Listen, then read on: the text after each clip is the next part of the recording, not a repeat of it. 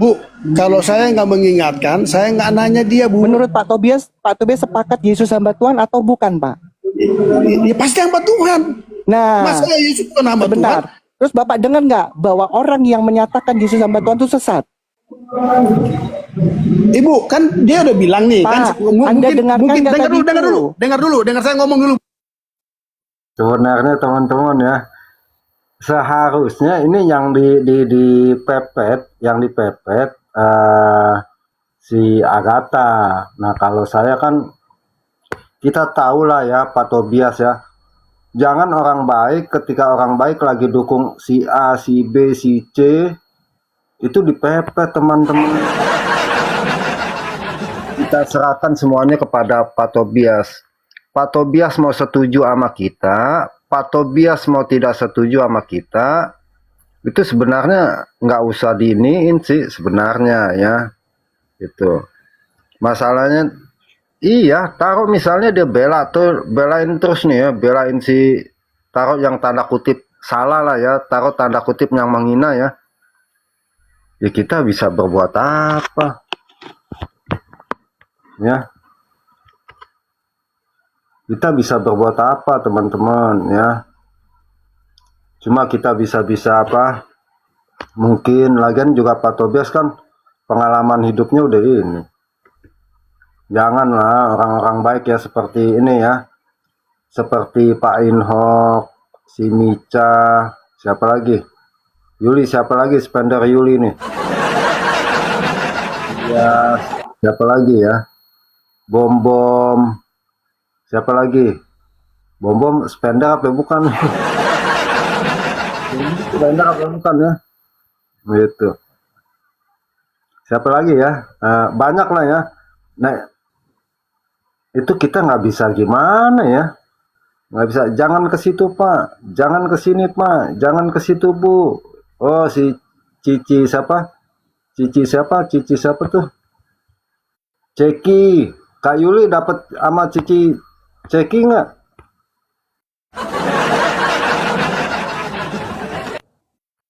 Namanya kalau misalnya iya. Ya Cuncun kita sapa tamu. Kak Humero, jeda Kak Humero. Cuncun, selamat pagi. Silakan Cuncun. Cun, aduh batuk ya. Jadi di sini jangan begitu teman-teman, nggak boleh teman-teman ya. Nggak boleh, takut pausnya nggak lepas. Ya. Kamera itu kamera jeda kok bisa bicara kamera. Enggak jeda. Jeda di mana? Di saya jeda dua-duanya nih. Kamu main nih, saya SS nih ya, bentar ya. Kalau nggak ini. Enggak kok bang. Enggak di saya SS jeda. Bentar nih. Turun ya. dulu apa? Ya, turun dulu. Jeda, turun dulu. Ntar naik lagi. Saya kadang-kadang mau masuk loh teman-teman ya. Masuk ke Agatha, masuk ke MP ya. Tapi kalau di MP saya udah 2 kali, ke Agatha belum sih ya. Tapi ya itu Bang, kan ya nah coba udah. lihat YouTube-nya Imanova bang. Imanova. Nama YouTube-nya. Nama YouTube-nya. Oke, sebentar. Ya. Oke, gitu dong Kak, kasih informasi saya. Nggak bener nggak itu yang dicari? Ino apa? Imanova. Imanova sebentar ya. Itu apa? Apologet juga? Apa YouTube nayangin apologet? Ini ada 10 hours ago, Agatha Mata Pisau. Mata Lisau dia. Imanova. Itu bukan? Iya, yang tadi malam itu bagus kayaknya. Nggak tahu, saya nggak dengar sih. Tapi itu bukan, coba lihat. Bentar ya, bentar teman-teman ya, laptopnya lemot nih.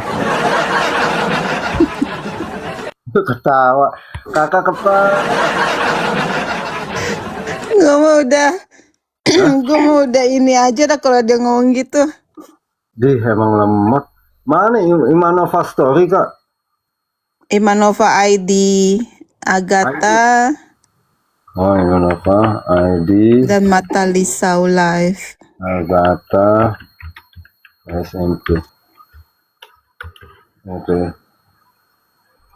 Bentar ya, kita cari dulu ya.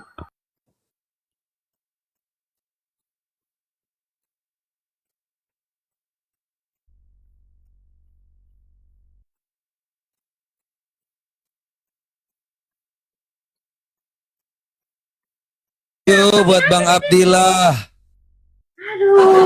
Thank you ya. Kita jangan sampai kalah dong, Cong. Ngaceng-ngaceng-ngaceng-ngaceng.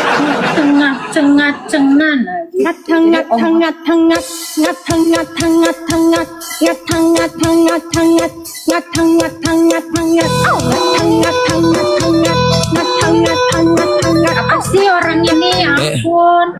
Ngegip kalian gue. Ya si pengemis ini.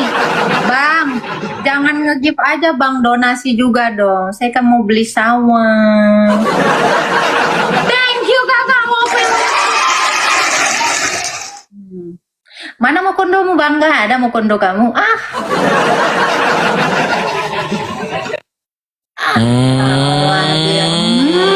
Maju.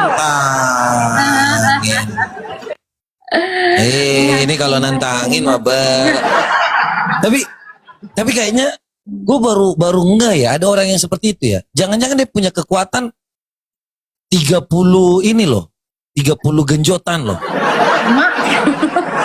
Itu mah 30 genjotan mah dikit Bang. Itu satu orang mah 30 genjotan. 30 kuda. Weh. Serem kali Om kau itu. Ya 30 Palanya kuda besar. yang lari. 30 kuda yang larinya terengah-engah.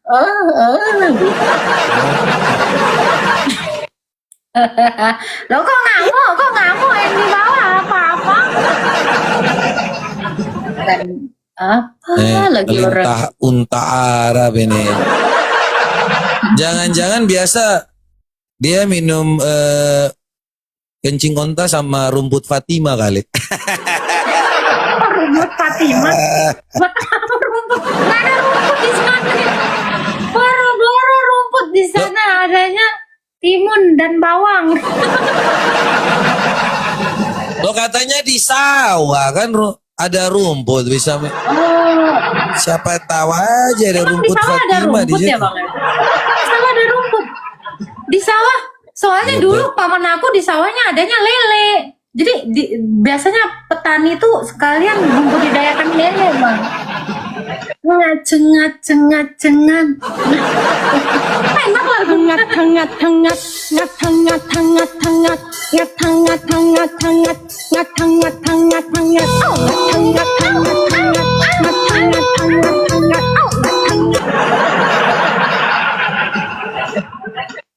apa ini? Nih ada yang komentar hambanya MP kita di sini sisa 150 orang nggak masalah. Ini ada yang bilang ya. 2 orang pun juga nggak masalah.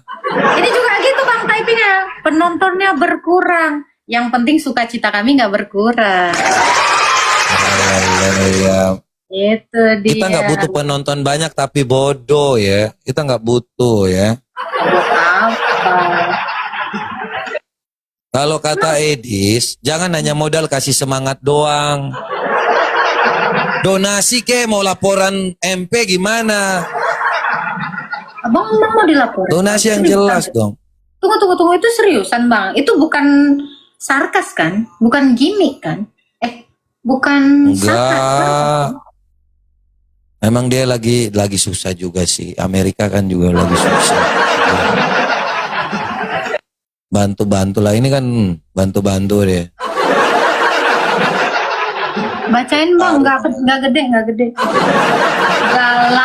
Galang dana untuk Edis TV, penjarakan Rudy Yohanes dan Robert William Raja. Emang Abang salah apa? BRI. Gue nggak tahu juga salah gue apa. Katanya dia itu merasa bahwa apa yang ku sampaikan itu benar, tapi jangan jujur aja gitu. Sebenarnya benar yang kusampaikan. Yang dia mempermasalahkan kejujuranku, terlalu jujur. Jadi nggak boleh sebenarnya. Mulut Gua jujur kamu salah. Mulut kamu nanti terengah-engah ketelan bara api neraka. Gue baru tahu neraka ada baranya. Itu apa sih? Pawon gitu. Kok ada baranya sih? Gimana sih Mbak ini? Agak lain gue tengok. Barack Obama gitu.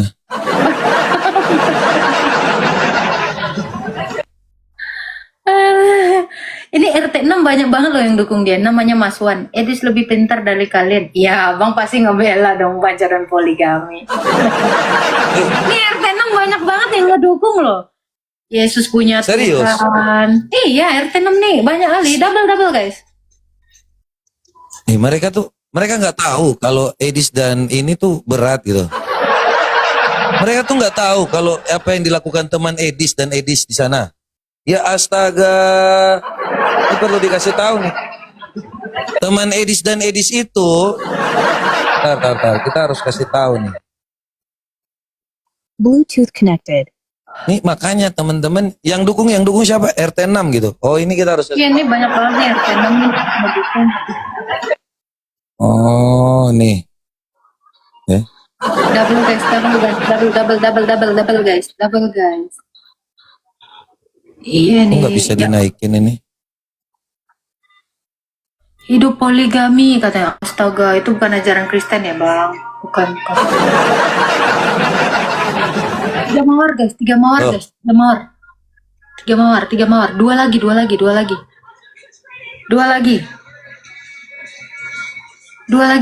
1 lagi. Om Supir thank you, Kak Jo thank you. 2 orang lagi guys, 2 orang lagi. Kita menuju kepada puncak. Puncak apa? Kompak sedih. Puncak Monas. Puncak bro.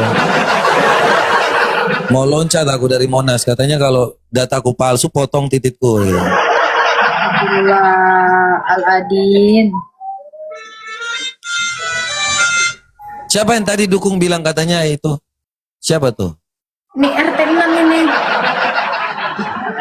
Ini RT 6 mendukung yang seperti ini. Namanya penggali makam. Agama lain. Sopi. Iya Sopi, tapi kau nggak sopan, nggak perlu kau injak itu. Kenapa kau injak? Apa motivasi kamu menginjak itu apa? Motivasi kamu menginjak itu apa? Ini benda mati nggak? Ini benda mati nggak? Kenapa kau harus injak Sopi? Pak John, Ya, tolong Pak John ya. Karena ini benda mati, ini cuma sebuah buku. Wah parah ini, Pak. Kok parah? Parah. Itu siapa? Biar kalian ngerti Bang Raden. Ini. Kenapa ini benda mati? Ini Sofiatul temannya Edis. Dia Ngapain? melakukannya di sana. Ngapain? Nginjak Quran, tok tak. Astagfirullah. Nggak boleh loh. Kita kalau diskusi nggak boleh menghina agama orang loh. Apalagi menginjak kayak gitu tuh nggak Betul. boleh loh. Betul. Kenapa orang bisa-bisa mana tuh yang tadi? Itu bukan umat Islam itu yang mendukung Edis tuh. Itu Masalahnya, bukan. Kamu dukung yang Sofiatul kayak ini. gitu. Astaga. Iya. Masa kalian Itu mendukung bukan penginjak? Islam itu. Masa Al-Quran diinjak-injak kau dukung? Kau bukan Islam kan? Kau umat Mokondo kan? Nggak boleh loh. Orang Kristen nggak boleh gitu loh harusnya.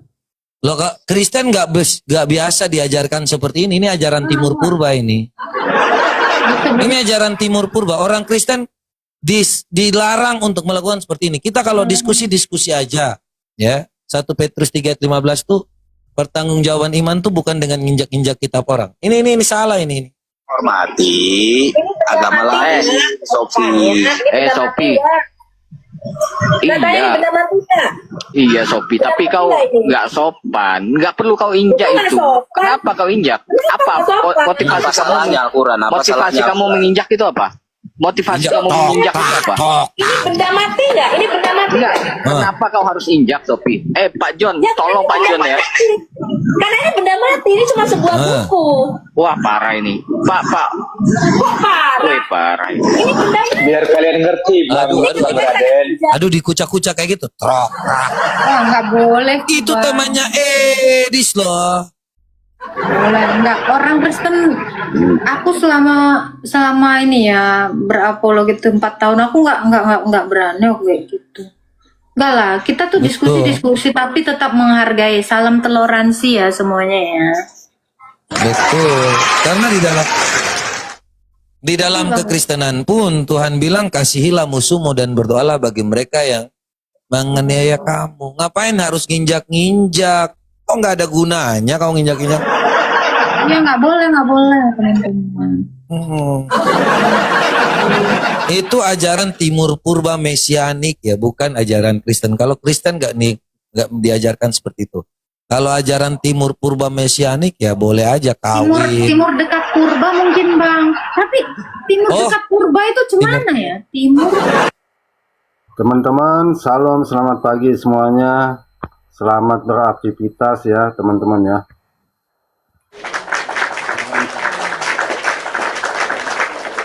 Kau Merol, suara saya jelas ya Kau Merol? Jelas bang. Oke, saya mau tanggapin sebentar ya. Kenapa sih saya setelin ini? Nggak ada tendensi ya sama mereka berdua. Tapi supaya teman-teman ya tahu dan mengetahui ya. Tadi ketika Bu Sophie bilang jangan beginilah, orang Kristen nggak boleh menghujat, orang Kristen kalau diskusinya. Teman-teman tahu si MP dan Agatha kalau cara diskusinya gimana sih? Cara diskusinya gimana sih? Orang lah dibilang sampah, orang lah dibilang yang begini begitu ya.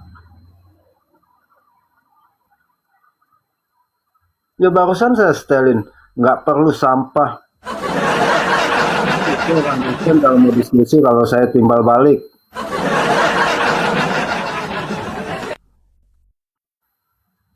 Jadi jangan lihat selumbar ya, saudaramu dilihat ya, diteliti betul-betul. Tapi gajah depan muka, gajah depan muka nih ya, nggak kelihatan. Selumbar di tepi lautan kelihatan. Ini kadang-kadang buat teman-teman ya. Kalau saya tipenya apa sih? Ya tipenya yang wajar-wajar aja, yang cengli-cengli aja ya. Yang cengli artinya ya sewajarnya aja ya. Ketika teman kita lagi berdebat begitu, ya nggak masalah tuh tipe dia begitu berdebat. Lalu kita mau komenin ya, oh jangan begitu dong Bu Sophie, nggak enak kan kita seorang Kristen, penuh kasih, penuh ini. Tapi ketika misalkan saya lagi diskusi, ngeludah-ngeludah, binatang, sama juga nggak? Makanya bukannya saya tendensius sama si MP sama si Agatha ya. Tapi itu urusan mereka lah, maksudnya urusan mereka. Jangan lempar batu ya, begitu udah lempar, tangannya diumpetin, oh bukan saya yang nyambit. Gitu. Ya, bukan saya yang nyambit.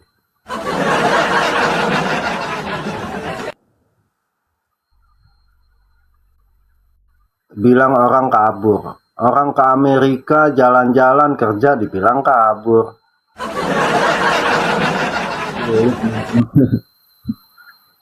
Nah ini video yang tadi malam sekilas saya tonton ya. Maksudnya kok Bu Sophie atur waktu ini. Nah ini dicari-cari terus nih Bu Sophie nih ya. Kasus udah berapa ya? 2 tahun apa 3 tahun itu ya. Debat, coba kalau debat aja ya.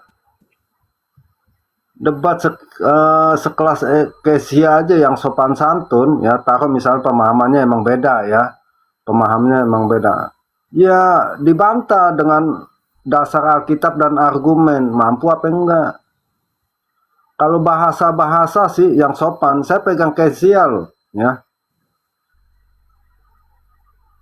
Saya pegang Kezia kalau bahasa-bahasa sopan ya. Bantah itu dengan ayat Alkitab dan argumen. Coba penonton juga mau tahu ya. Saya bukannya dukung si Kezia ya, maksudnya ketika ada kesempatan begitu ya, sekelas Agatha harusnya ladenin yang katanya Tritunggal Maha Kudus, biar penonton tahu, sambil belajar, sambil bisa nanti, wah betul ya Agatha ya, bisa menanggapi ajaran yang sesat gitu. Oh, jadi caranya begini ya, cara ngelawan pemahaman yang berbeda begitu maksudnya. Jangan di-kick sambil bilang sampah. Taruhlah di-kick, ya udah deh saya nggak mau ladenin deh, gitu tuh. Wah, nggak perlu ya sampah. Kalau begitu dari pertama jangan diterima, masa pas Tejo turun bang. Tapi gentle loh si Kaisa bilang oke, saya sama Agatha aja deh. Gitu. Agatha nggak mau nambah musuh. Enggak, ini masalah pemahaman. Masalah pemahaman kan Kaisa nantangin tuh, yuk kita diskusi yuk Agatha gitu. Nah kalau saya jadi Agatha, saya ladenin.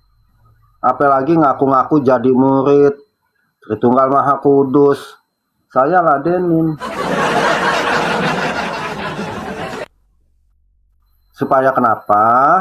Supaya para pengikut Agatha dan para penonton bisa menjawab. Oh, Agatha mantep nih ya narasinya nih ya. Supaya ngelawan-ngelawan pemahaman yang berbeda gimana. Itu sih tujuannya ini ya. Maksudnya kalau saya gitu ya. Ini contoh nih saya nih ya, sekelas saya nih, yang nggak tahu apa-apa ya.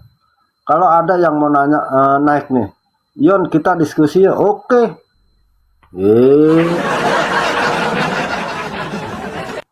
Topiknya apa nih gitu. Tapi kalau yang naik di sini kebanyakan apa? Yon lo cebokin Edis. Yon lo dikasih duit berapa Mas Bu Sopiato? Yon lo tau gak Yon lo bidat? Coba kalau naik ke sini, Yon kita diskusi yuk, topiknya ini yuk, itu baru. Nah ini naik udah caci maki. Bahkan nih sekelas bom yang katanya penghafal Alkitab kalau masuk di room gue lihat maki-maki kerjaan. Kerjaannya maki-maki. Nggak, Yon yuk kita diskusi Yon. Yon saya mau nanya nih. Jangan banyak nanya Pak. Walau gue dibilang room binatang. Teman-teman mau gimana kita ya, mau gimana ini teman-teman, jangan nyangka saya ngedumel nih ya. Salam cewek tangguh Kak Humairo. Shalom Bunda. Apa kabar? Lanjut Good, Bang Yon.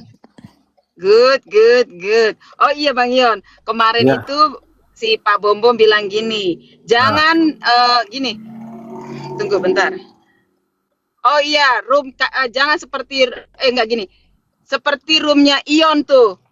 Yang orang-orangnya di dalamnya itu nggak ada punya ilmu, kata dia gitu. Tidak punya ilmu, itu room gosip, kata dia.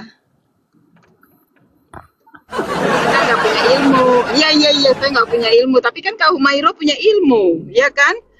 Gemma punya ilmu, gitu. Iya, dia ngomongnya begitu. Seperti roomnya Ion itu katanya, orang-orang yang di atas itu nggak punya ilmu, room gosip. Ih, menyakitkan kau Bom. Udah dibilang saya tantang lagi bom ke room saya, berani apa enggak? Itu dia lagi tantrum, Bun. Lagi tantrum dia. Saya tantang lagi Bunda. Bahkan para pengikutnya nih ya, yang nggak tahu kenal saya, coba kesini kalau si Sapes udah lumayan. Ya, tahu merah ada nggak kemarin? Saya bilang Sapes, lo modal lo chat jangan begini, jangan begitu. Nah kemarin udah ini.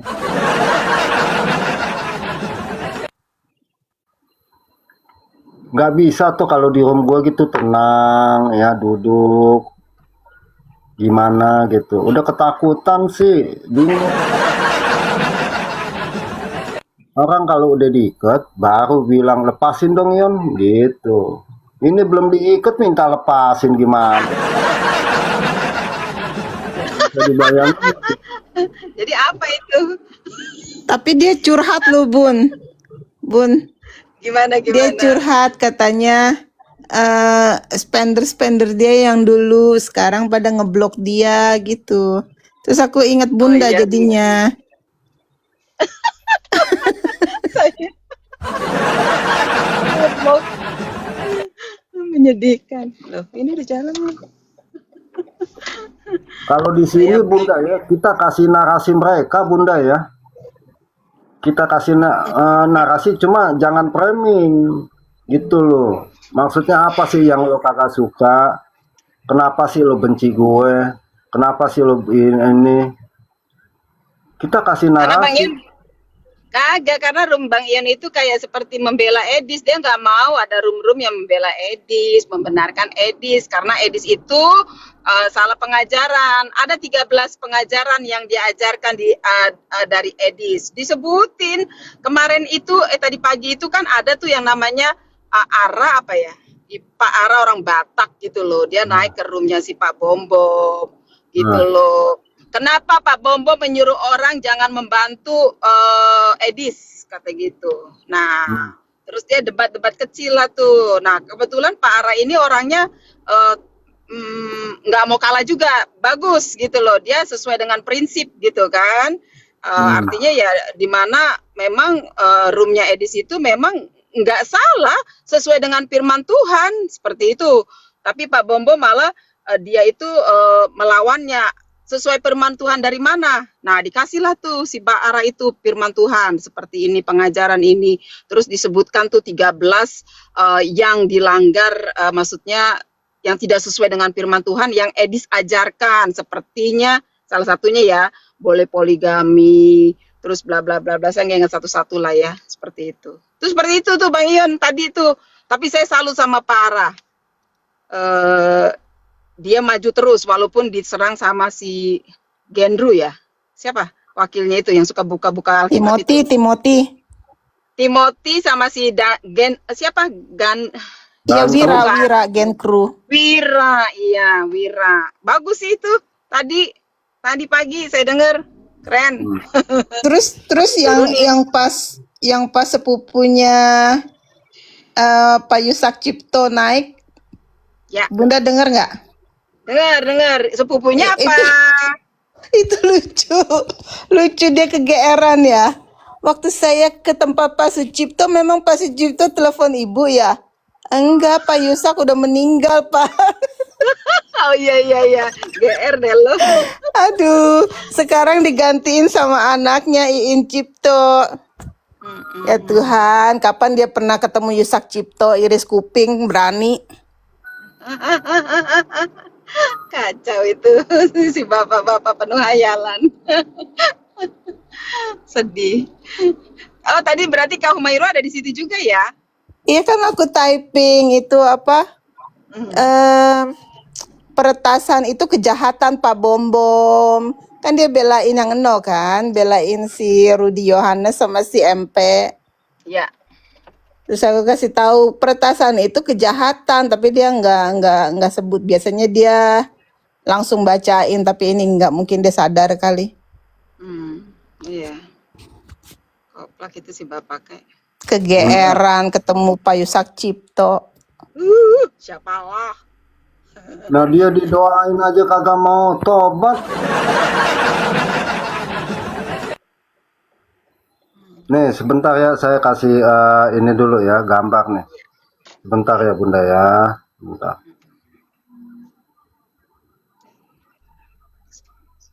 Sebentar saya kasih ini ya. Sekarang ada balasan begini, gue setuju Sila, supaya jadi apa? Supaya jadi apa sih ya? Apa? Pembanding. Oke, udah siap ya. Supaya jadi pembanding nih, saya kasih nih si cewek tangguh mana tuh? Sebentar Bunda, saya kasih ini ya. Bentar, supaya jadi pembanding nih. Jangan narasi orang lalu ini narasi sendiri. Kalau dibahas jangan ngamuk-ngamuk. Bentar. Oke. Nih teman-teman ya. Kecil ya teman-teman ya. Ini saya dapat dari si Sila ya. Misila nih. Kita baca nih ya. Belajar jadi murid. 13 pertanyaan hot teologi Kristen. Mantap gak? Dan yang lain 13 pernyataan edis. Ini 13 pertanyaan hot teologi Kristen. Apakah Yudas masuk surga? 2. Apakah rencana menyalibkan Yesus itu rencana iblis? 3. Apakah Yesus berhenti jadi hamba di surga? Kayaknya si Sila udah mulai ini nih. 4. Kapan sang firman disebut anak? 5. Apakah Tuhan di Alkitab ajarkan sembah patung? 6. Apakah rencana kita menyembah Yesus atau berbakti? Apakah kita menyembah Yesus atau berbakti? 7. Apakah kemanusiaan Yesus diciptakan? Nah ini tanpa membawa narasi-narasi seseorang atau kelompok. Ini Bom, ayo coba, bisa nggak? Ini bagus narasi-narasinya ya, topik-topiknya 13 topik. Bisa nggak? Ini bagus loh teman-teman, apalagi kalau kita Tapi bahas tumben itu Bang. Sila. Tumben. Mr. Sila kan suka sama si Justin kan? Betul. Tadinya kan deh ini mengulik si Edis TV tuh. Betul. Kontra ya. Betul. Di room siapa? Siapa? Penginjil TikTok. Tapi waktu saya di Fireban, saya bilang nih si Sila juga ngamuk-ngamuk si Sila. Kita nggak ada apa-apa, kagak maksud gue gitu. Akhirnya ya oke deh gitu. Semua sebenarnya tahu ya, posisi saya tahu di mana. Dari dulu juga mereka pada kenal saya kok ya. Apa sih namanya? Independen ya. Saya. Makanya masih bisa live ini. Ya bisa live juga karena ada orang-orang baik ya teman-teman ya. Nah ini yang mau kita bahas, ayo. Coba Bom mau nggak? Tuh lo pilih Bom bahas apa tuh, yang lo kan pinter tuh. Jangan narasi orang yang dibawa-bawa. Coba lo bikin judul 13 ya. Nah ini kan nggak bawa ini nih, nggak bawa narasi orang nih. Ini bagus ya kalau mau dibahas gitu. Bagian aku ini dulu ya. Aku silent dulu ya. Ya Bunda, ya Bunda. Lagi mau buka ini apa? Laptop, mau buka laptop. Buka itu nomor saya. Mau buka laptop ini mau dibetulin sama, bukan dibetulin. Mau di apa? Udah lama nggak dipakai kan ini laptop sama Niki mau diajarin cara mempergunakannya dan benar. Mau bisa jadi tahu juga bisa Bunda. ini ya apa TikTok apa tuh namanya. Diinstal Dia kali. rumahnya aja pakai segala. Iya, kayaknya dia AI, ngerti lah, AI. mudah-mudahan. Iyalah, AI, bagus juga AI. itu. Niki, is AI or AI? AI. Lanjut Bang Yan. Ya, teman-teman yang khususnya yang kontra dengan narasi-narasi yang Edis jelaskan, coba belajar. Apakah Tritunggal itu 3 Tuhan? Nah, itu bagus. Apakah Yesus itu hamba? Jika menyembah Yesus, apakah hanya keilahiannya saja? Apakah Adam diciptakan di surga? Dan Bom kan percaya ya bahwa Adam diciptakan di surga. Apakah Alkitab mengajarkan politisme? Nah, ini bagus nih ya. Ini bagus dikupas nih ya, tinggal pilih teman-teman. Apakah kemanusiaan Yesus itu ciptaan? Coba teman-teman ya, ke rumah Agatha bawa pertanyaan. Bunda, dia kan manggil pengikutnya kan manggilnya Bunda ya. Bunda, apakah kemanusiaan Yesus itu ciptaan? Jaja jawab.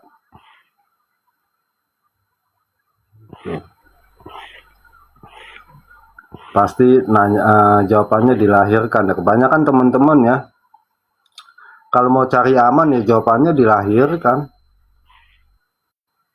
Kalau jawabannya mau cari aman. Nah, yang menjadi pertanyaannya, dilahirkan itu ciptaan atau bukan? Itu teman-teman. Ya, Agatha bilang itu udah lama. Makanya kan saya bilang ya, saya sih bukannya ini ya, teman-teman yang baru belajar ya, teman-teman yang baru belajar 2 bulan, 3 bulan atau setahun ya, lalu masuk dalam pemahaman yang berbeda, udah ujung-ujungnya pemahaman yang lain udah sesat, udah.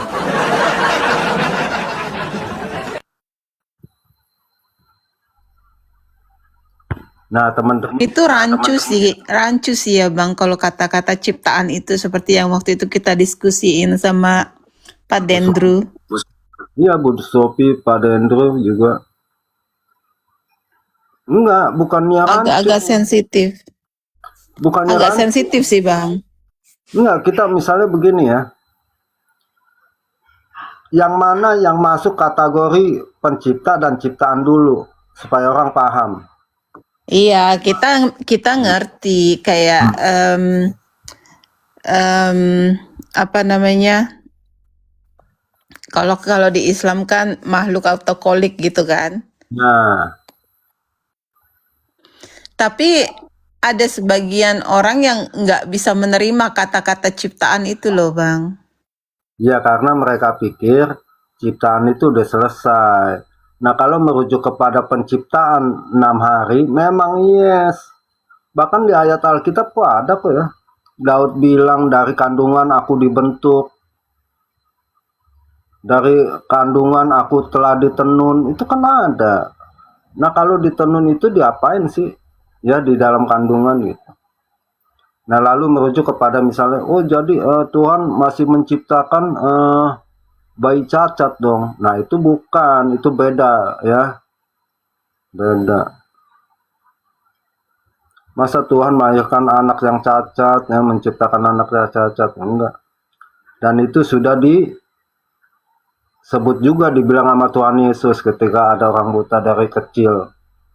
Apakah dosa orang ini atau dosa orang tuanya? Apa jawaban Tuhan Yesus? Enggak. Karena melalui orang ini bahwa kuasa Allah akan bekerja. Itu teman-teman.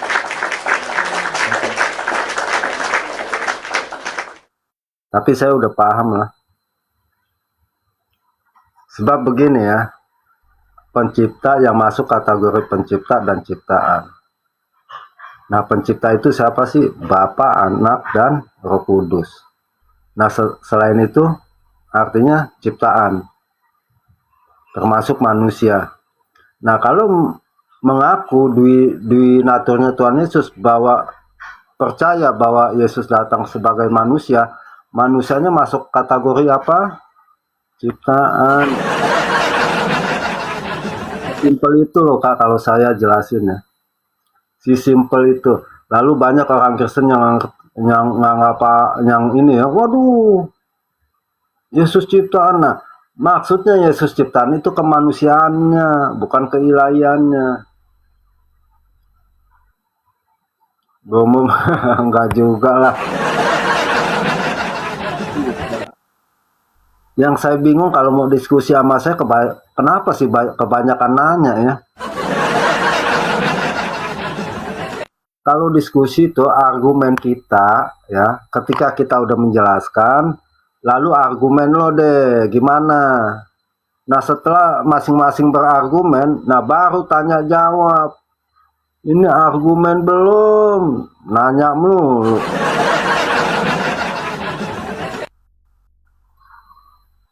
Ketika saya sudah menjelaskan ya, Tritunggalnya dari saya, pemahaman saya, lu jelasin dong pemahaman lu Tritunggal gitu. Kalau mengenai Tritunggal, ya Salam, opung siapa nih? Jangan nanya lagi, Yon, ngerti nggak ini? Kadang-kadang saya geli mereka yang ngaku-ngaku pinter ya. Ketemunya yang udah jadi host nih 4 tahun. Yang jadi host 4 tahun. Jadi bisa nebak karakternya. Ya opung siapa nih? Silakan, ibu apa bapak sih? Bentar ya. Oh, opung gaul, silakan bersuara.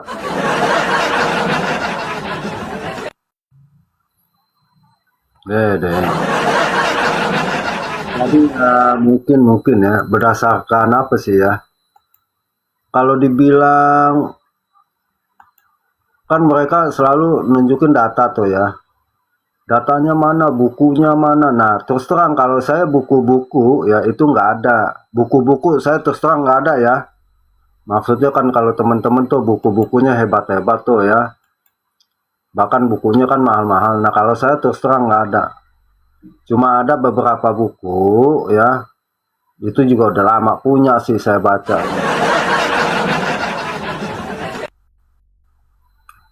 Buku 600 halaman. Kisah apa? Sejarah kekristenan. Nah itu kalau kuliah STT, nah pegangan buku itu harus ada. Ya, sejarah kekristenan. Judulnya itu Bang. Ya, judulnya sejarah kekristenan. Kalau misalnya dia belajarnya semester 2 ya, semester 2 atau semester, pokok begitu masuk sekolah tuh STT. Nah, itu buku harus ada.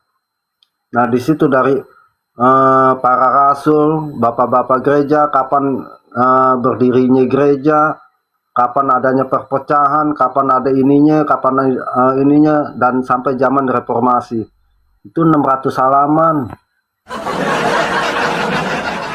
Yang baca begitu banyak. Itu 600 halaman. Nah, kalau teman-teman pegang buku itu, teman-teman bisa jadi apologet. Siapa ya sih karangan profesor siapa sih itu ya? Pokok setiap itu kalau kita mau sekolah STT itu harus pegang buku itu tuh. Harus pegang buku itu rujukannya. Ya Bang Ion. Ya saya punya. Saya punya, beli aja di ini. Sejarah kekristenan. Berapa itu Bang? Waktu Berapa itu harganya? 600.000 apa? Saya juga dikasih waktu itu. Waktu itu dikasih saya 600.000. Ya lo beli ini nih kalau mau jadi terjun nih. Gue bilang, waduh tulisannya kecil-kecil begini gitu. Mulai dari sejarah kekristenan mulai dari awal lah ya, mulai dari awal. Nah, di situ dijelasin bapak-bapak gereja, khususnya mengenai bapak-bapak gereja ya. Mulai awal terbentuk apa sih itu apostolik, apa itu bapak-bapak gereja, maksudnya ada kategori-kategori yang apostolik siapa, bapak gereja siapa, kapan timbulnya Katolik dan kapan timbulnya Ortodok. Betul kata Bang Deki ya, Ortodok dan Katolik itu nggak ada di abad pertama. Teman-teman sampai ini nggak ada di abad pertama. Maksudnya organisasinya ya. Organisasinya ya. Yang ada tuh apa sih namanya, yang ada sih yurisdiksi ya, yurisdiksi. Nah, itu ada 5 gereja. Ada 5 gereja teman-teman, Yerusalem, Alexandria, apalagi lah, pokok ada 5. Sampai terjadinya skisma. Skisma itu pemecahan ya, pembagian gereja barat dan gereja timur. Nah, itu. Nah, gereja barat menamakan gereja Katolik Roma, yang ini menamakan Ortodok Timur. Nah, dari Ortodok Timur ini banyak lagi Ortodok lain. Itu tahun di abad ke-10 ya.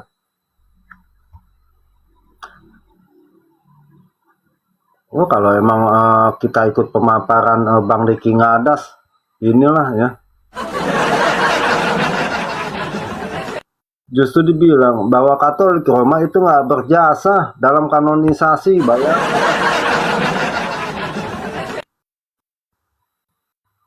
Nggak berjasa sama sekali. Tapi kan sebenarnya ya, buat teman-teman Kristen, apa sih yang disebut suksesi apostolik itu? Nah, kalau teman-teman yang lain mengikuti kata si Tejo ya, harus ada sisilanya ke Rasul, artinya sanad ya, sanad ya. Ya, di Islam tuh, Islam hadis ini sanadnya siapa, sanadnya siapa, sanadnya siapa, langsung nggak tembus ke Muhammad. Nah, kalau dari teman-teman Ortodok, sanadnya siapa, siapa nih, merujuk kepada Rasul siapa nih gitu. Nah, selain dari itu, khususnya para Protestan, nah itu kan mereka bilang nggak ada rujukannya, ya. Tapi apa yang dijelaskan tentang suksesi apostolik itu katanya dogma-dogma apa ya, asal-asalan, dogma apa ya, pasar ya katanya ya. Jadi buat teman-teman Kristen, apa sih sebenarnya yang disebut suksesi apostolik? Ajarannya sesuai atau tidak? Contoh misalkan gereja GBI, ya,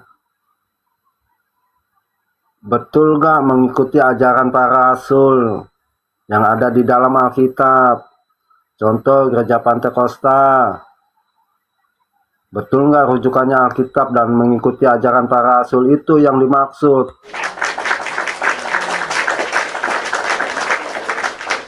Kadang-kadang ya,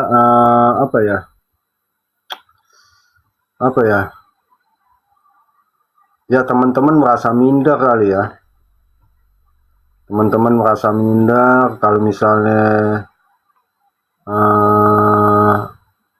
dibilang, wah lo ajarannya siapa lo? Murid dari mana? Ngikutin Rasul siapa? Gitu.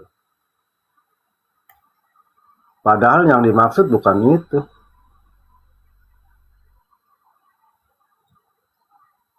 Nih teman-teman, kita putar lagi ya, kita putar. Kapan warisan? Ya, Haidar naik. Bini lo. Haidar, kenapa bini lo kagak laki? Haidar, kenapa bini lo kagak ini? Lo seneng lo kalau bini lo ini.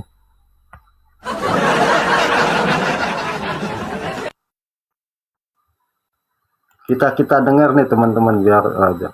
Haidar, salam sama keluarga lo Haidar. Makin sehat selalu. Tumben nama lo Haidar lo. Yang kontradiktori ya. Dan dokumen-dokumen dari abad pertama seperti 27 kitab perjanjian baru, termasuk juga Didache, termasuk juga surat 1 Clemens ya, surat dari Clement of Rome kepada jemaat di Korintus, tidak mengindikasikan bahwa jemaat di Roma itu dipimpin oleh single bishop sebagai hierarki tertingginya, melainkan dipimpin secara kolektif oleh sekelompok penatua. Akan saya buktikan di dalam presentasi ini. Nah, saya sengaja kasih tahu itu karena baru saja ada orang berkomentar di Facebook saya bahwa oh, Protestan itu pakai bukunya orang-orang Katolik dan tidak pernah bayar royaltinya, dan nanti ada bishop siapa yang dia sebut dari tahun 100 yang akan marah.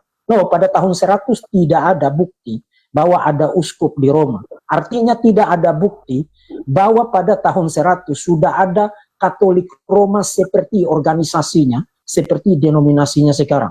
Tidak ada bukti itu, kamu itu hanya asal klaim aja. Jadi saudara-saudara, saya menggunakan kesempatan ini untuk mengedukasi saudara, sehingga tidak termakan oleh klaim-klaim yang bombastis dan heboh, menjual retorika, oh gereja kami itu bisa ditelusuri sampai kepada abad pertama. Denominasi kami, organisasi kami, itu bisa ditelusuri sampai kepada abad yang pertama. Institusi eklesiastikal kami bisa ditelusuri sampai kepada abad pertama. Kami adalah gereja yang paling tua, kami adalah gereja yang paling kuno. Itu omong kosong. Yes, itu omong kosong. Karena gereja pertama sampai pada masa bapak-bapak gereja, itu tidak bicara gereja dalam pengertian institusi. Itu omong kosong tuh kata Bapak. Kosong, oh, kami gereja dari awal. Ntar kita lanjutin lagi. Gereja dalam pengertian institusi itu baru mendapatkan bentuknya setelah terjadi skisma awal abad ke-11 antara gereja barat dan gereja timur. Sebelumnya gereja memang bicara per wilayah, tapi hanya soal pembagian geografi. Ya, kalau saya tadi abad ke-10 ya, karena kenapa tahun 1000 lah, pokok 1000 lebih ya, 1050-an ya. Nah itu awal barunya terbentuk. Itu hanya soal pembagian wilayah. Tapi pada umumnya gereja, orang-orang Kristen bicara tentang gereja itu sebagai satu tubuh Kristus yang yang Katolik, bukan dalam pengertian Katolik Roma, tapi Katolik dalam pengertian yang universal, yang tersebar di berbagai wilayah. Bahkan pada abad yang ke-6, gereja di dalam Kekaisaran Romawi itu dibagi menjadi 5 wilayah major, yang kemudian dipimpin, setiap wilayah besar itu dipimpin oleh salah satu patriark yang disebut dengan pentarki ya. Nanti akan saya buktikan bagi saudara. Jadi kalau saudara berpikir secara denominasional atau institusional atau organisatoris, berpikir bahwa denominasi saudara, apakah Katolik Roma, apakah Ortodoks Timur, baik itu yang Yunani, yang Rusia, yang Koptik, dan lain sebagainya, oh organisasi kami berasal dari yang paling tua, itu adalah omong kosong. Saudara jangan berdusta. Hari ini kita bisa mengakses semua bukti sejarah. Jadi pertanyaannya adalah apakah kriteria yang menjadikan sebuah gereja itu sebagai gereja yang apostolik, sebagai gereja yang rasuli, sebagai sebuah gereja Kristen yang merupakan sebuah entitas body of Christ yang Katolik, yang universal, bukan Katolik Roma ya. Itu istilah itu telah dibajak dan dicuri oleh gereja Katolik Roma untuk menjadikannya dalam pengertian yang sangat institusional dan sangat sempit sekali. Itu istilah yang sangat mulia di dalam sejarah gereja, digunakan untuk sebuah gereja di berbagai wilayah untuk menyatakan bahwa gereja itu one body of Christ, satu tubuh Kristus, yang universal, yang Katolik, bukan gereja Katolik Roma. Jadi kalau hari ini orang-orang, terutama si Patris itu ya, si Patris Allegro itu, orang Protestan itu bukan Kristen, karena bukan merupakan bagian dari gereja yang Katolik. Itu retorika apa? Itu retorika yang sangat goblok sekali, itu buta sejarah. Dan in fact akan saya buktikan. Ya, Apa sih yang disebut gereja awal, teman-teman ya? Pada jemaat-jemaat awal, gereja awal, ya itu tadi tuh, Kisah Para Rasul 2, teman-teman ya. Saya tulis nih gerejanya, apa yang dimaksud gereja nih ya, sebentar. Saya tulis, ada di Kisah Para Rasul 2, ayat 42 sampai dengan 47. Teman-teman bisa baca nanti ya. Apa sih ciri-ciri gereja awal? Nah itu teman-teman, Kisah Para Rasul 2 ayat ya. Lalu ya di situ pemimpin-pemimpin gereja awal siapa sih? Ya tokoh-tokoh penting, yaitu tadi rasul-rasul Tuhan Yesus ya. Murid-murid Tuhan Yesus, Petrus, Yohanes, Yakobus, Paulus ya, itu pemimpin gereja awal. Lalu yang tadi dibilang Bang Deki ada pusat 5 wilayah ya. 5 wilayah pembagian yang dipimpin masing-masing apa sih rasul-rasul. Yerusalem, Antioquia, Alexandria, Roma, dan Konstantinopel ya. Konstantinopel ini yang menjadi pusat dari gereja timur ya. Itu sebenarnya kalau kita mau belajar itu ya Turki nggak ada yang ini gereja awal-awal ini 5 berdiri ya, gereja yang am. Apa maksudnya gereja yang am? Yang sama seperti tadi di gereja mula-mula, Kisah Para Rasul 2 ayat 42 sampai 47. Jadi jangan klaim-klaim buat teman-teman nih ya, buat teman-teman yang bukan dari sebelah sana, maksudnya yang Protestan ke, yang karismatik ke, yang Pentakosta. Jadi teman-teman nggak usah malu ya. Gereja kita kalau berdasarkan Alkitab, berdasarkan ajaran para rasul itu namanya gereja awal. Mengikuti gereja awal. Ya, di dalam Kisah Para Rasul 2 ayat 42 sampai 47. Nah, kalau ditanya, oh berdirinya kapan itu di gereja? Ya barulah gitu. Nah berdirinya, tetapi karena ajarannya sesuai dengan Alkitab enggak? Ya kita lanjut ya. Bahwa Katolik Roma seperti yang sekarang lebih menyerupai sebuah penyimpangan dan penyelewengan terhadap kekristenan yang apostolik, kekristenan yang rasuli, dan kekristenan yang am. Oke saudara-saudara ya, jadi ini adalah sebuah respons, bukan sebuah inisiasi untuk memulai pertengkaran. No, saya menggunakan hak saya sebagai seorang Protestan yang dipertanyakan validitas eksistensi eklesiastikalnya oleh orang-orang Katolik, dan saya punya hak dan punya kewajiban untuk memberikan tanggapan, memberikan respons, mempertahankan, defend eksistensi gereja saya, termasuk juga mempertanyakan validitas dan eksistensi gereja Katolik seperti yang ada dan eksis saat ini. Jadi harap itu jelas ya. Jadi saudara yang non Protestan, terutama dari tradisi Katolik yang mengikuti sesi ini, saudara paham, ini tidak dimulai secara inisiatoris oleh saya sendiri, tapi saya menjawab pertanyaan dan memberikan respons, termasuk memberikan apologetik terkait dengan tuduhan dan berbagai macam serangan ofensif dari pihak-pihak tertentu di dalam tradisi Katolik. Dan karena itu saya menggunakan kewajiban dan hak saya untuk memberikan tanggapan apologetik. Oke, saudara, saya sudah siapkan materinya bagi kita sekalian. Jadi mari kita lihat bersama. Seperti yang tadi saya sudah indikasikan, kalau hari ini saudara berpikir secara denominasional, atau berpikir secara institusional, atau berpikir secara organisatoris, misalnya Gereja Katolik Roma, atau Ortodoks Timur, atau Protestan, atau lebih kecil lagi Lutheran, Calvinis, GBI, Pantekosta, macam-macam.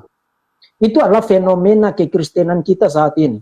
Nah, masalahnya adalah kalau saudara membawa fenomena kita saat ini, kemudian saudara pikir bahwa oh fenomena ini pasti begitu juga pada abad pertama, abad kedua, abad ketiga, abad keempat, pada masa bapak-bapak gereja, saudara melakukan sesat pikir atau kesalahan argumentasi sejarah yang disebut dengan anakronisme. Anakronisme itu apa? Anakronisme itu adalah satu kesalahan argumentasi sejarah di mana saudara argue menggunakan kategori-kategori atau pemahaman-pemahaman yang sekarang, yang kontemporer. Kemudian saudara pikir pemahaman itu juga ada di masa lampau. No, pemahaman atau mindset paradigma gereja sebagai organisasi denominasional, misalnya Katolik Roma, misalnya Ortodoks Timur, misalnya Protestanisme, misalnya Pantekosta, misalnya Gereja Betel, atau gereja apalagi Bala Keselamatan, atau apapun juga, gereja sebagai organisasi dan denominasi-denominasi yang berbeda, itu fenomena yang sangat belakangan. Fenomena itu tidak ada pada masa para rasul, tidak ada pada masa bapak-bapak gereja. Jadi waktu para rasul dan bapak-bapak gereja bicara tentang gereja, misalnya gereja di Roma, gereja di Antioquia, gereja di Konstantinopel, gereja di Alexandria, dan lain sebagainya, mereka tidak memaksudkan itu sebagai kategori-kategori denominasi. Mereka bicara itu semata-mata karena memang gereja itu ada di Alexandria, gereja itu ada di Mesir, gereja itu ada di Yerusalem, gereja itu ada di Roma, gereja itu ada di Antioquia, gereja itu ada di Konstantinopel, dan lain sebagainya. Artinya mereka bicara lebih kepada perbedaan dan pembagian wilayah geografi politik. Bukan karena, oh di Mesir itu organisasinya sendiri, oh di Alexandria itu organisasinya sendiri, di Roma organisasinya sendiri, di Antioquia organisasinya sendiri, atau di Konstantinopel organisasinya, no, tidak ada organisasi-organisasi, denominasi-denominasi begitu pada masa bapak-bapak gereja, apalagi pada masa para rasul. Makanya jangan sampai saudara membawa mindset paradigma, pemahaman kita sekarang, pengalaman kita melihat fenomena perbedaan-perbedaan denominasi yang ada saat ini dengan yang sangat banyak itu. Kemudian saudara pikir bahwa perbedaan denominasi semacam itu ada pada abad pertama. Nah, kalau saudara menggunakan mindset itu, of course saudara akan bilang gereja Protestan itu tidak ada pada abad pertama. Karena memang tidak ada denominasi Protestan pada abad pertama. Itu kan baru lahir setelah reformasi, abad yang ke-16. Kalau memang saudara mau menggunakan argumen denominasional, tapi kalau saudara menggunakan argumen itu, gereja saudara juga tidak ada pada abad pertama. Misalnya gereja Katolik Roma. Coba kasih tahu saya, apakah ada paus di Roma pada abad yang pertama, abad yang kedua, abad yang ketiga, abad yang keempat?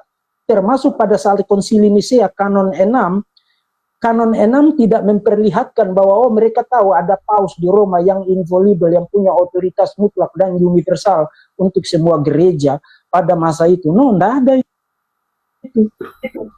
Tidak ada itu. Jadi kalau saudara mau argue begitu, gereja saudara juga bukan gereja apostolik atau gereja ortodoks timur, juga hal yang sama. Jadi tolong jangan jualan retorika kami gereja paling kuno, kami gereja paling pertama, karena kami gereja paling kuno maka kami gereja paling benar. Itu stupid. Itu stupid. Itu argumentasi yang anakronistik. Tidak ada akar sejarah untuk retorika dan argumentasi semacam itu. Termasuk dalam sisi live saya. Jadi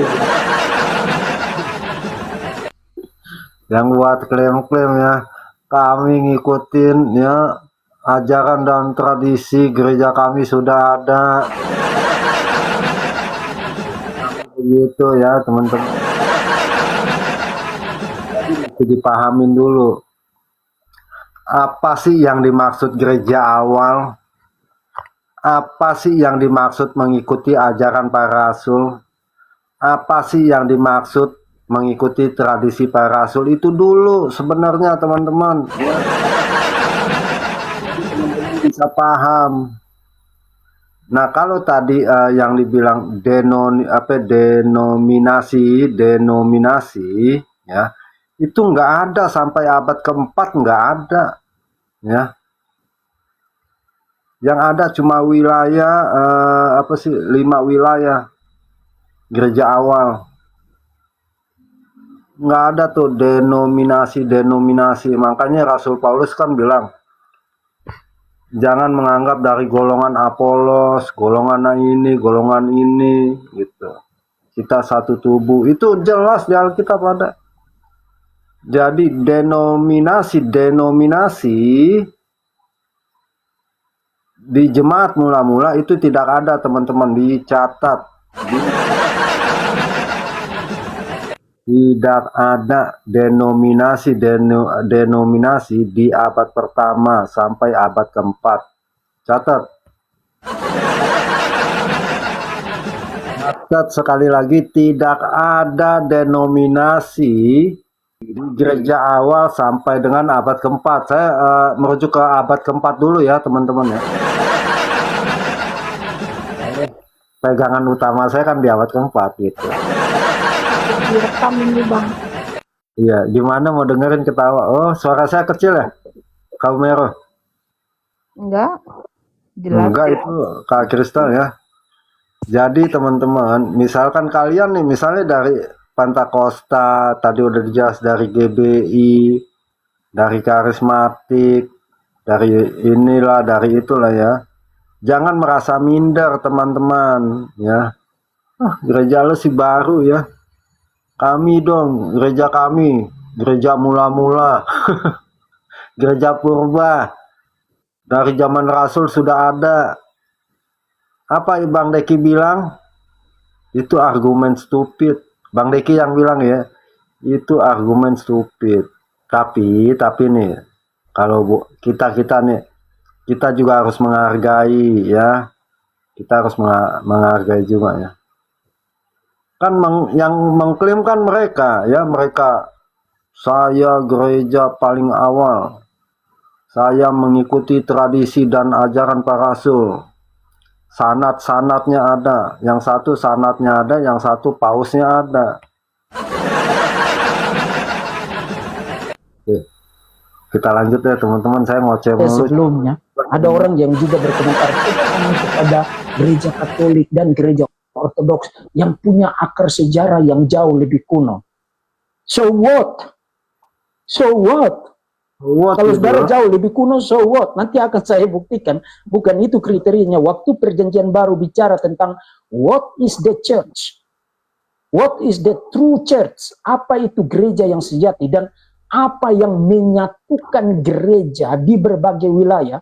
Kriterianya itu bukan karena, oh kamu didirikan oleh rasul, yang lain tidak didirikan oleh rasul. Oh kamu punya akar sejarah yang jauh lebih panjang dan jauh lebih tua.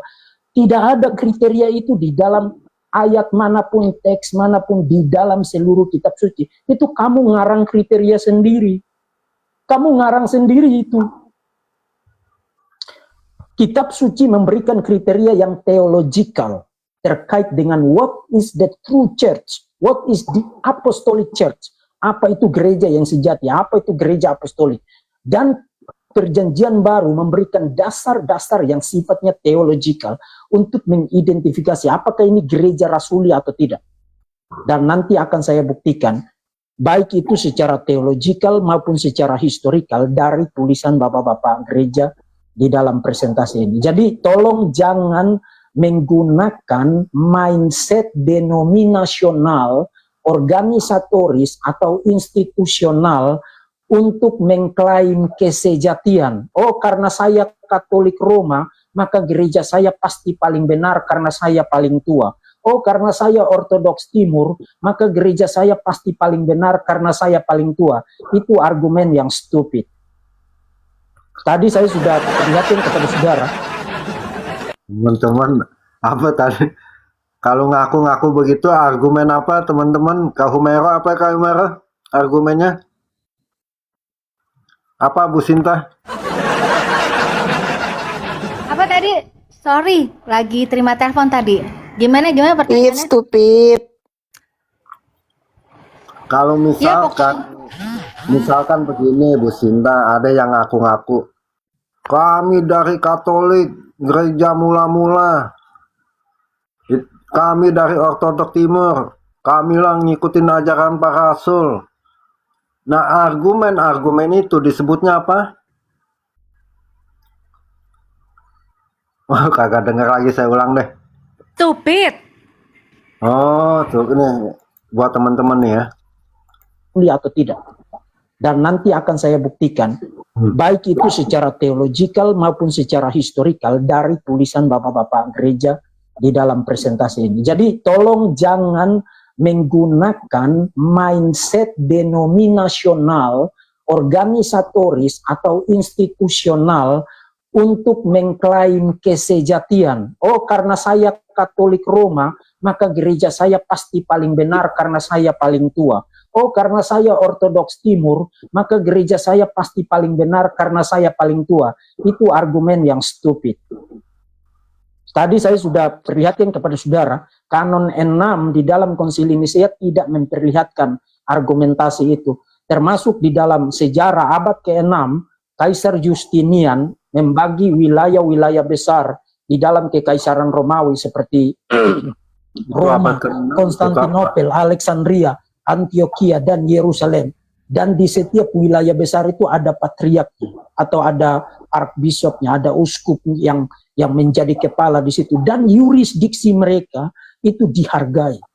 Tidak ada yurisdiksi dari Roma itu overarching yang menguasai, mengepalai. Misalnya semua bishop baik itu di Alexandria, baik itu di Antioquia, di Konstantinopel atau di Yerusalem. Video 2 tahun yang lalu loh Kak, ya.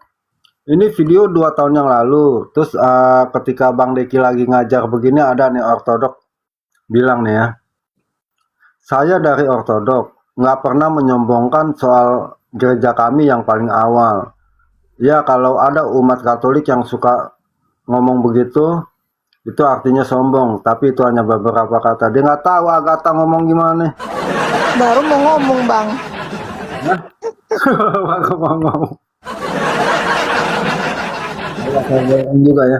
Dia nggak tahu Agatha yang lain. Kami murid, kalau belum jadi murid, kalian bukannya Kristen. Ini wajib direkam ini. Iya. Kalau diskusi sama Agatha atau Minayong tinggal disetelin aja. Mereka udah tahu saya, apalagi Minayong. Aduh, kalau saya cerita Minayong nanti saya agak-agak ini ya. Tapi kayak katanya saya disepil-sepil di room si itu tuh ya. Joben saya ortodok ya, naik Joben. Silakan Joben, naik Joben. Lo sepakat apa enggak tuh? Itu satirnya si Agatha itu begitu. Oh. Nah itu ya, jadi teman-teman buat yang bukan Katolik atau bukan Ortodok Timur ya, kalian jangan merasa minder ya. Kenapa saya setel berulang-ulang nih, supaya kalian jangan minder ya. Saya punya pengalaman tuh, Yon. Ya silakan. Saya kan sering jalan-jalan ya, baik jalan-jalan di dalam negeri maupun di luar negeri. Tapi saya selalu nggak peduli saya masuk ke gereja yang mana. Yang penting saya pada hari itu pergi ke gereja. Jadi pernah waktu pergi ke Padang, kita cari gereja. Kami nggak merhatiin mana harus yang Protestan. Pokoknya pada hotel kami yang sekitar situ ada gereja yang paling dekat, ya itulah kami masuk. Mau gerejanya Koptik atau mau gereja mana, kami nggak peduli. Habis itu kita keluar udah tenang, udah dengar firman Tuhan. Pergi ke puncak, cari gereja yang paling dekat dengan villa. Oh ada gereja. Nah gereja yang di puncak itu yang bagus tuh, kecil tapi enak. Terus keluar dari gereja dapat makan. Akrab gitu. Apalagi ya, tapi ya gitu deh. Kalau di Eropa gerejanya menyedihkan ya, maksudnya gerejanya gede tapi yang datang sepi gitu. Tapi ya udahlah, kita yang penting udah ke gereja seperti itu. Jadi kalau kita ke gereja, saya nggak pernah mau mandang dia aliran apa, malah saya nggak peduli, yang penting kita udah ke gereja. Terus kalau saya lihat pendeta Saya pikir itu hanya oknum aja ya, oknum yang merasa baru belajar baru mendalami Alkitab jadi merasa sombong. Ya, jadi itu oknum yang baru belajar dan sombong. Mudah-mudahan dia seperti Saulus dijamah dan bertobat. Tapi biasanya itu sih yang karismatik Protestan ya, Bu ya. Biasanya yang punya jiwa seperti itu tuh dari karismatik atau Protestan. Kalau Katolik atau Ortodoks saya kira mereka tuh nggak mau masuk ke gereja-gereja karismatik gitu karena mungkin merasa tidak sealiran atau berbeda. Ini sih kalau menurut saya ya. Biasanya begitu. Ya, betul betul itu, Pak. Itu ya, Bu Sinta ketika jalan-jalan keluar atau di dalam negeri, kalau mau gereja cari gereja, Bu ya. Tapi Iya. tapi beda di sini. Gereja depan mata, males masuk. Males ke gereja depan mata gitu. Ini Ibu depan mata aja kan Ibu bilang. Tapi poinnya gini sekali lagi buat teman-teman ya. Kenapa saya puterin ini? Supaya teman-teman jangan minder ya. Jangan merasa, oh iya ya, Protestan timbul di abad ke ini. Itu denominasinya teman-teman. Sekali lagi itu denominasinya betul. Kan dibilang, memang Katolik memang sudah ada denominasinya di abad ke-1 bahkan sampai di abad ke-6 tuh ya. Memang ada, nggak ada teman-teman ya. Nah, apa sih yang dimaksud gereja apostolik? Nah, ntar dijelasin teman-teman ya. Ini bagus supaya saya setelin ini supaya teman-teman yang bukan dari Katolik dan Ortodok jangan merasa minder ya. Oh iya ya, gereja kami baru timbul ya Protestan. Sebenarnya masalahnya sih tentang pengajaran ya Bang ya. Betul. Karena kalau karismatik atau ya saya nggak tahu sih kalau saya kan Pantekosta karismatik gitu ya. Ini sebagai orang awam aja, kita pengajarannya tuh agak kurang untuk masalah sejarah gereja. Jadi Betul. otomatis mindernya tuh kalau lagi bicara tentang sejarah itu udah pasti minder karena kita nggak tahu apapun gitu loh istilahnya. Saya suka baca buku, saya memang hobi baca, tapi waktu dulu bacaan saya tuh bukan bacaan buku-buku sejarah gereja. Jadi bacaan saya tuh dulu tuh tentang pergerakan gereja istilahnya gitu. Kayak Billy Graham, istrinya Ruth Graham gitu. Terus Ya. Benny Hinn. Nah, sekarang ini ketemu sama para apologet yang punya pemahaman sejarah gereja dalam, ya otomatis kok gue nggak tahu apa-apa ya, padahal udah segitu banyak buku yang dibaca istilahnya gitu. Ya pasti ada lah sisi mindernya lah, pasti ada. Ya belajar lah makanya ya. Nah, kenapa timbulnya ini? Kan saya udah selalu bilang ya, teman-teman Kristen, ketika kalian tahu nih ya sejarah kekristenan awal, teman-teman jadi bisa paham deh teman-teman.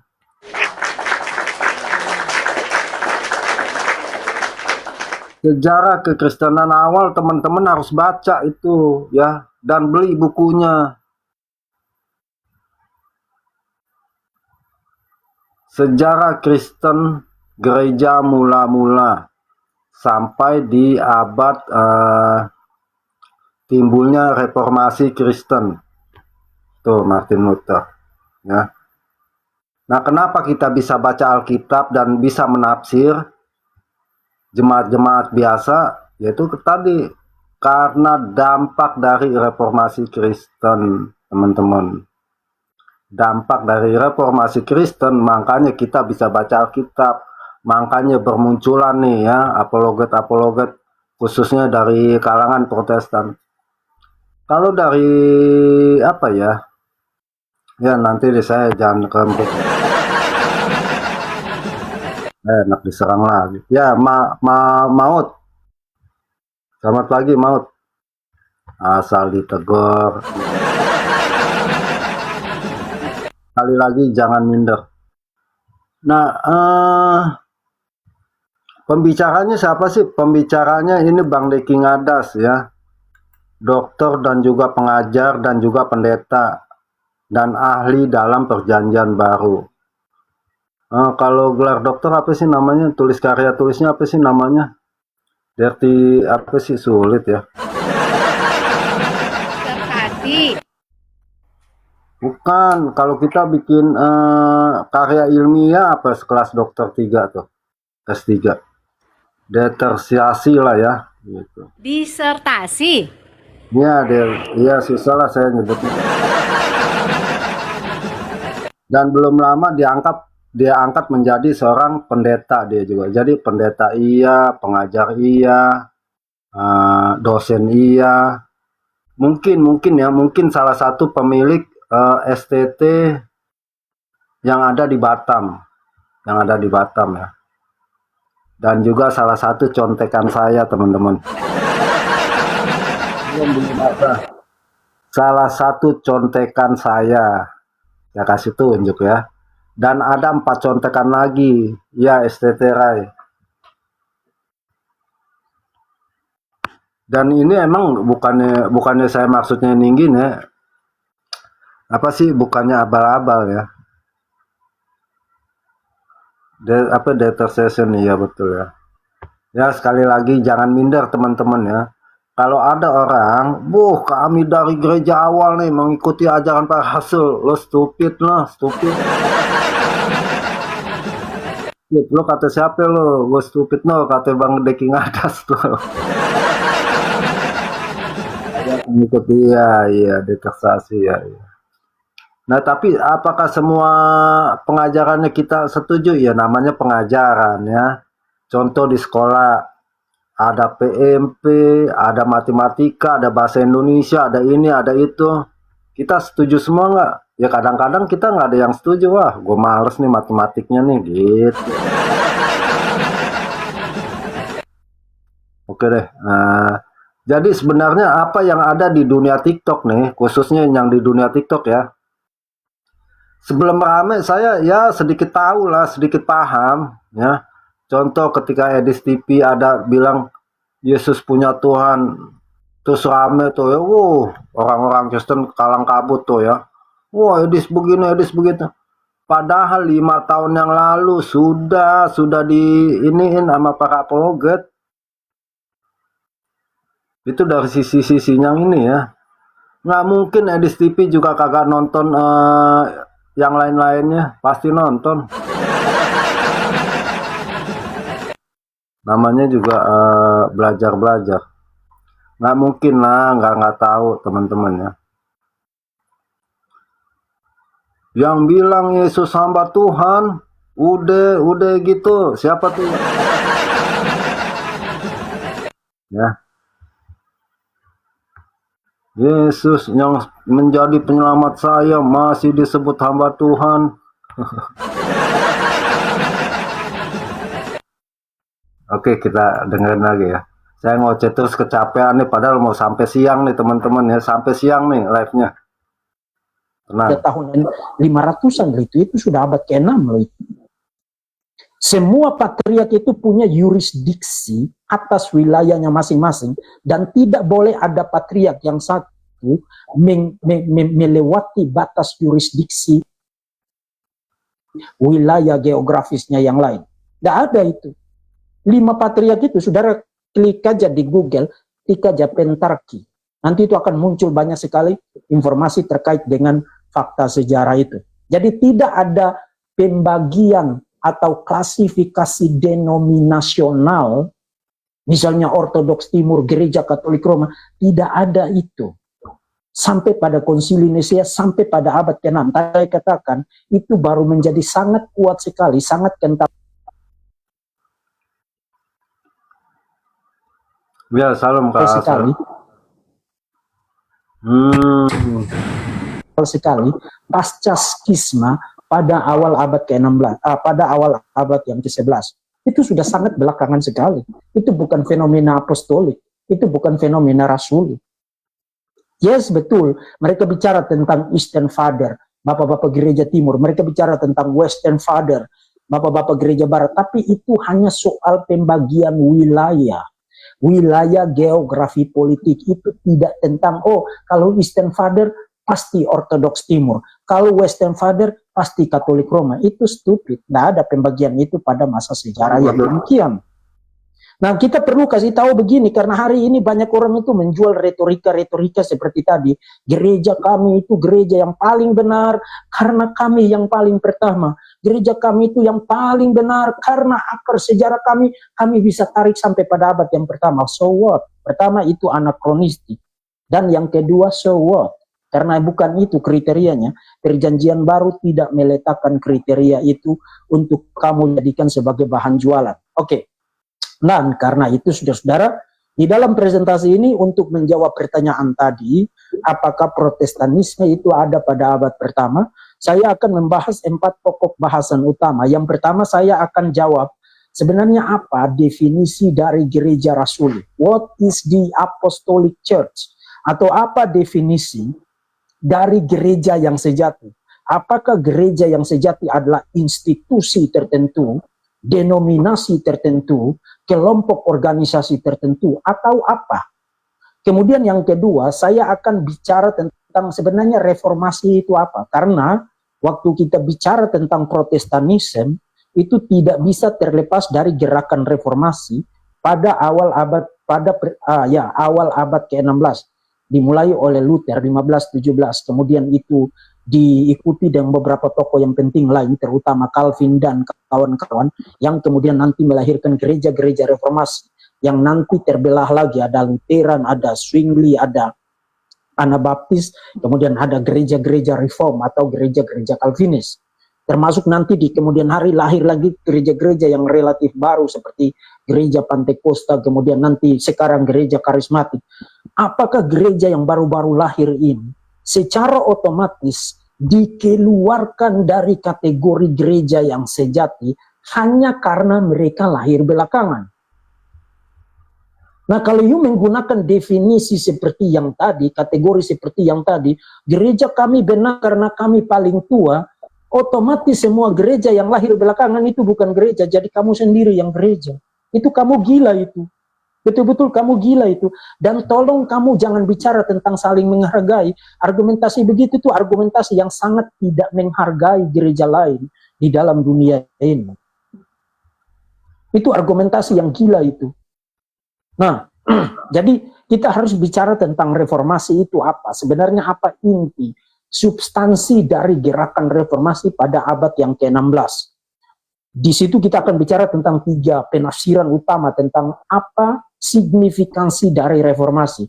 Kemudian yang kedua, yang ketiga, kita akan bicara tentang sebenarnya waktu kita menyebut diri Protestanisme, itu apa pilar-pilarnya. Karena di dalam Protestanisme itu ada banyak lagi denominasi-denominasi yang kecil. Tapi meskipun ada banyak denominasi-denominasi yang kecil seperti yang terbagi lagi seperti Lutheran, Calvinism, atau Reform, kemudian Anabaptis, kemudian nanti dari sini lahir lagi banyak-banyak itu seperti Pantekosta, GBI, dan lain sebagainya. Sekarang itu bahkan saudara tidak bisa hitung lagi. Orang begitu ribut sedikit, mendadak mereka bikin denominasi baru. Nah, karena itu perlu bicara tentang meskipun banyak sekali denominasi itu, sebenarnya pilar-pilar apa yang mengikat? Yang mengikat semua denominasi itu oke. Meskipun kami beda-beda di dalam denominasinya, tapi kami Protestan. Nah, kita akan bicara tentang 6 pilar Protestanisme sebagai landasan untuk bicara tentang identitas khas, karakteristik identitas dari gereja-gereja Protestan. Dan kita akan uji itu, identitas itu, pilar-pilar itu berdasarkan firman Tuhan. Dan yang terakhir kita akan bahas tentang sebenarnya yang paling penting itu apa? Suksesi apostolik, artinya the succession of office, suksesi jabatan uskup atau jabatan paus itu, apakah itu yang paling penting menentukan gereja yang sejati? Atau sebenarnya yang paling penting adalah suksesi iman atau suksesi doktrinal. Itu dua hal yang terkait erat di dalam sejarah gereja, tapi tidak sama. Dan in fact bapak-bapak gereja akan saya buktikan mengatakan, yes, suksesi itu penting, suksesi jabatan itu penting, tapi kalau you tidak punya suksesi doktrinal, maka suksesi jabatan itu hanya seperti berpindah dari hidup kepada kematian, berpindah dari kegelapan, terang kepada kegelapan. Itu kata-kata dari bapak gereja akan saya buktikan di dalam presentasi ini, supaya mari kita kubur retorika gereja kuno, gereja kami yang paling tua, gereja kami bisa ditelusuri sampai pada abad pertama. Itu stupid. Tolong berhenti setelah ini, karena you tidak punya bukti. Dan in fact retorika semacam itu adalah retorika yang tidak menghargai eksistensi gereja yang universal, retorika yang tidak punya dasar teologikal di dalam seluruh isi kitab suci. Oke, kita mulai dari yang pertama. Sebenarnya apa itu gereja rasuli?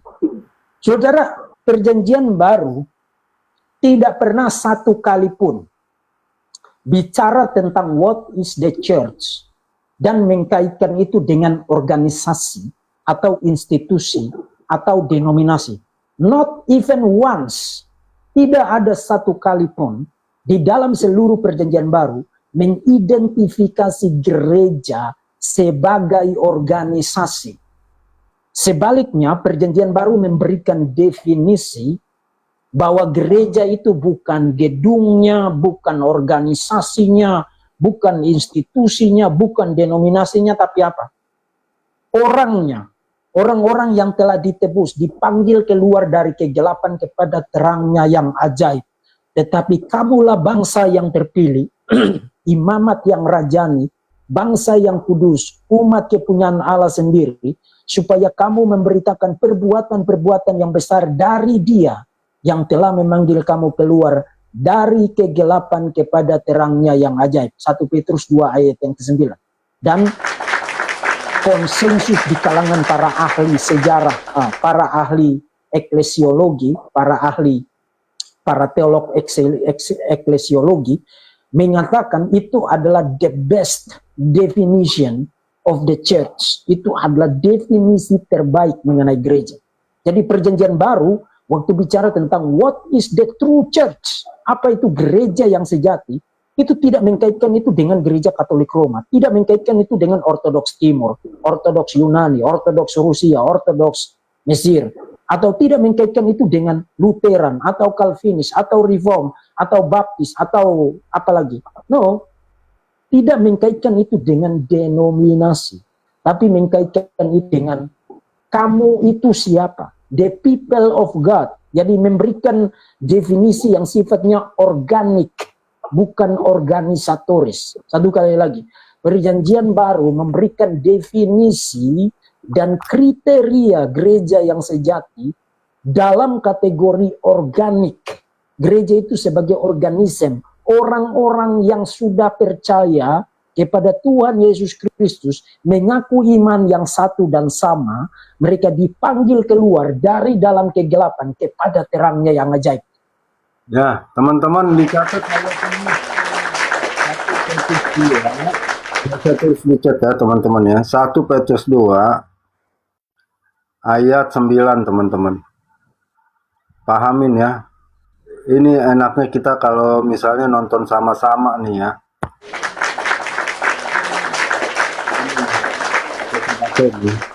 Tetapi kamulah bangsa yang terpilih, imamat yang rajani, bangsa yang kudus, umat kepunyaan Allah sendiri, supaya kamu memberitakan perbuatan-perbuatan yang besar dari Dia, yang telah memanggil kamu keluar dari kegelapan kepada terangnya yang ajaib. Tadi dikatakan, itulah gereja, bukan cerita tentang gedungnya, bukan cerita tentang denominasinya. Nah, jadi kalau ada yang klaim-klaim kami dari abad mula-mula, kami dari sanatnya para rasul, Apa teman-teman? Tapi jangan diungkapin ya, jangan diungkapin teman-teman ya. Ian, Kenapa Bu? saya boleh nyanyi nggak? Da Batu Penjuru Gereja. Oke, silakan Bu. Ini enak. Nggak pakai musik ya. Ini lagu diciptakan sejarahnya pada saat banyak apa ya? Coba saya baca ya. Ya, bacalah. Respon terhadap krisis iman dan perpecahan doktrin gereja saat itu. Oke, silakan. Ya, coba ya, jangan diketawain ya. Teman-teman. Batu Silakan Bu, silakan. Batu penjuru